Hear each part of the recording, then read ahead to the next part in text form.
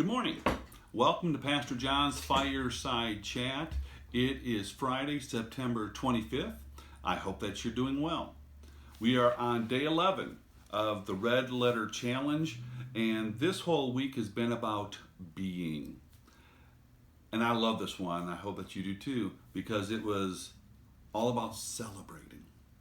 The verse that he quotes is from Luke chapter 15, verse 23. Let us eat and celebrate.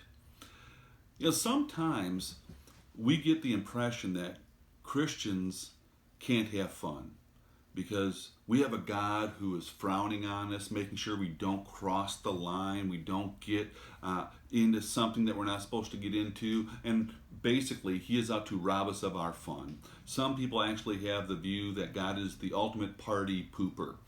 But as you read the scriptures, that is not the God who is revealed. In fact, Jesus spent a lot of time talking about celebrating and eating and making merry. In fact, the last book of the Bible describes eternity not as the somber place where we're going to be sitting in a church service for the rest of eternity singing funeral dirges.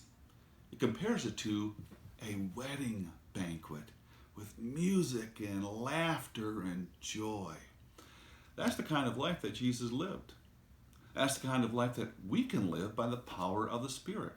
And it doesn't mean that we have to go through life with a fake smile on when we're hurting inside, or as we so often do, our world might be falling apart and someone says, "How you doing?" And we'll say, "Oh, we're okay." It's not about being fake when you celebrate life. It's about realizing that in the midst of sorrow, in the midst of brokenness, there's a lot of joy because Jesus Christ is with his people. I love the quote that he uses from the book The Ragamuffin Gospel by Brendan Manning. He says, Christians ought to be celebrating constantly. We ought to be preoccupied with parties, banquets, feasts, and merriment. We ought to give ourselves over to the veritable orgies of joy because we have been liberated from the fear of life and the fear of death. We ought to attract people to the church quite literally by the fun there is in being a Christian. John Maxwell once said that churches could increase their church attendance by doing one simple thing: teaching their people to smile. We like to be where there is joy. The good news is the joy of heaven came down into this world to be among us.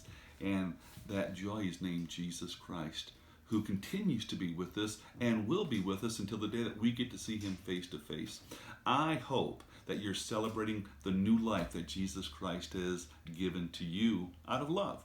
That you are celebrating your victory as a forgiven child of God. Have a great day in the Lord.